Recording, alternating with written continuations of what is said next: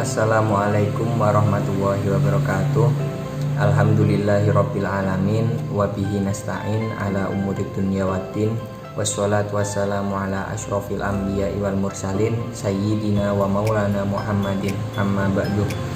Yang kami hormati Bapak Damar Septian MPD selaku dosen mata kuliah Telaah Kurikulum Ilmu Pengetahuan Alam.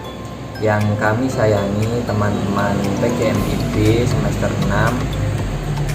Nah, selanjutnya kami dari kelompok 5 akan memaparkan makalah kami yang berjudul Kurikulum Sains Cambridge and Green School.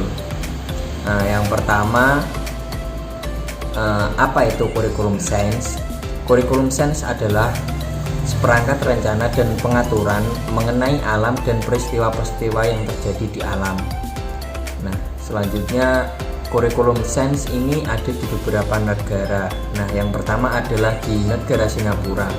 Nah, sejak tahun 2011 fokus pembelajaran Singapura yakni bertujuan mengajarkan anak didik sesuai potensi yang mereka miliki. Karena sains memiliki peran penting dalam perkembangan negara, inovasi selalu digerakkan dan untuk membantu siswa bersikap kritis. Namun tetap santun, guru harus dapat memastikan bahwa siswa telah mempelajari sains melalui proses bertanya, mengeksplorasi dan mengevaluasi hasil pengamatan dibandingkan hanya sekedar mengingat dan menghafalkan konsep sains. Yang kedua yakni adalah kurikulum sains di Jepang. Kurikulum sains di Jepang ini dilaksanakan memiliki 4 hal penting yang menjadi point of view dari evaluasinya, yaitu yang pertama interest and respect. Yang kedua yakni kurikulum sains yang di Jepang.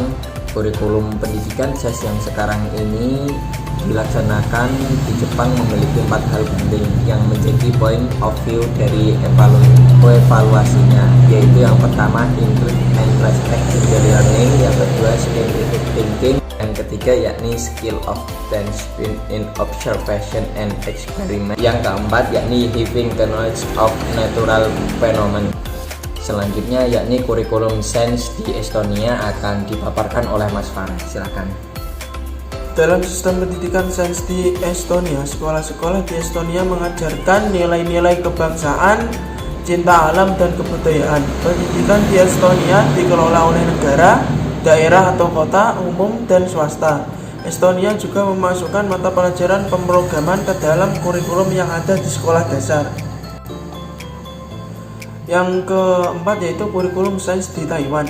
Pendidikan sains di Taiwan adalah merupakan mata pelajaran wajib yang diampu dari kelas 1 SD sampai kelas 3 SMP.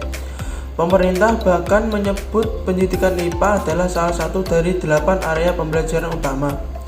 Pendidikan sains bertugas untuk memberikan pengalaman belajar di mana siswa dapat memperoleh literasi sains dan mengembangkan pemahaman dan pengetahuan saintifik yang dibutuhkan agar dapat berkontribusi pada perkembangan dan literasi teknologi dunia. Yang selanjutnya yakni kurikulum sains di Finlandia. Nah, dalam hal kurikulum sains di Finlandia ini pemerintah hanya membuat panduan umum berupa target dan guru diberi kebebasan bagaimana caranya untuk mencapai target tersebut. Guru bebas memakai metode mengajar maupun buku teks apapun. Guru juga mengajar kelompok siswa yang sama sampai beberapa tahun. Dengan demikian, guru dapat lebih mengenal siswa-siswanya sekaligus dapat membantu perkembangan akademik, sosial, dan emosionalnya. Dan setiap guru wajib membuat evaluasi mengenai perkembangan belajar setiap siswanya. Nah, selanjutnya adalah kurikulum Cambridge. Kurikulum Cambridge menjadi salah satu kurikulum internasional yang berlaku di Indonesia dan diadaptasi dari lembaga internasional yang memiliki kualifikasi internasional. Kurikulum Cambridge menekankan pada proses karena proses mencerminkan bagaimana pikiran siswa bekerja. Cambridge Curriculum tidak hanya mengembangkan konten tapi juga skill. Cambridge mendorong siswa untuk yang pertama, percaya diri dalam bekerja dengan informasi dan gagasan mereka sendiri dan gagasan orang lain. Yang kedua, bertanggung jawab atas diri mereka sendiri, responsif, dan menghormati orang lain. Yang ketiga, reflektif sebagai peserta didik, mengembangkan kemampuan untuk belajar. Yang keempat, inovatif, penuh tantangan untuk masa depan, terlihat secara intelektual dan sosial, siap membuat perbedaan. Selanjutnya yakni kurikulum Green School yang akan dipaparkan oleh Mas Farah. Secara harfiah, arti kata Green School adalah sekolah hijau. Sekolah hijau diartikan sebagai sekolah yang memiliki komitmen dan secara sistematis mengembangkan program-program untuk menginternalisasi nilai-nilai lingkungan ke dalam seluruh aktivitas sekolah. Untuk memahami Green School ini, setidaknya kita harus mengetahui prinsip-prinsipnya. Pemahaman terhadap prinsip Green School diantaranya, prinsip-prinsipnya yaitu diantaranya akan disampaikan oleh Mas Kamal. Nah, yang pertama yakni nilai dasar, konsep, dan kegiatan yang dikembangkan bertumbuh pada nilai-nilai luhur kehidupan seperti kemanusiaan, kesetiakawanan, kejujuran, keadilan, dan keseimbangan alam. Yang kedua adalah prinsip dasar. Prinsip dasar Green School terdiri dari 3 aspek. Yang pertama adalah partisipatif. Semua warga sekolah dan masyarakat berhak memperoleh informasi yang memadai dan terlihat dalam keseluruhan proses perencanaan, persiapan, pelaksanaan, dan kontrol sesuai tanggung jawab dan perannya. Kedua, berkelanjutan, seluruh kegiatan memiliki manfaat dalam jangka panjang. Dan ketiga, menyeluruh. Nah, seluruh warga sekolah selalu mempertimbangkan seluas-luasnya aspek kehidupan dalam proses perencanaan, pelaksanaan, dan evaluasi, sehingga dapat memberikan kontribusi yang sebesar-besarnya bagi lingkungan. Nah, yang ketiga yakni prinsipnya adalah wujud Green School setidaknya harus memenuhi persyaratan. Nah, yang pertama persyaratannya adalah memiliki kurikulum yang berwawasan lingkungan, mempunyai rancangan bangun, penggunaan bahan dan pemeliharaan prasarana, dan berdasarkan prinsip ramah lingkungan. Yang ketiga, memiliki manajemen sekolah yang berwawasan lingkungan. Yang keempat, program sekolah didukung oleh komunitas di luar sekolah.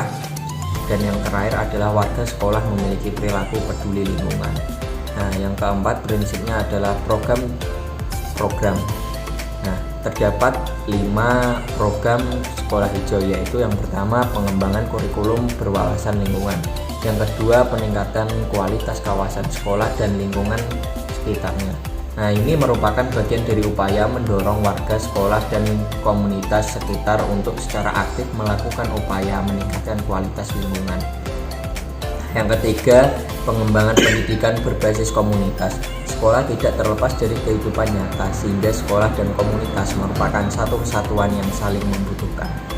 Yang keempat adalah pengembangan sistem. Nah, pengembangan sistem ini mendukung yang ramah lingkungan. Program ini yang banyak terkait dengan aspek seperti penghematan air, pengembangan sistem sanitasi, dan pengelolaan sampah.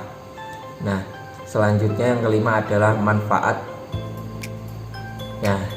Yakni beragam manfaat yang diharapkan dari Green School, diantaranya adalah warga sekolah memiliki pemahaman terpadu mengenai lingkungan hidup. Yang kedua adalah sekolah menjadi tempat belajar warga sekolah mengenai lingkungan secara menarik dan mudah. Nah, yang ketiga, metode pembelajaran menjadi lebih dinamis. Dan yang keempat, potensi diri siswa, kapasitas guru dan staf dalam aspek lingkungan meningkat. Sekian dari kelompok kami, kurang lebihnya kami memohon maaf yang setulus-tulusnya. Wabillahi taufiq wal hidayah. Wassalamualaikum warahmatullahi wabarakatuh.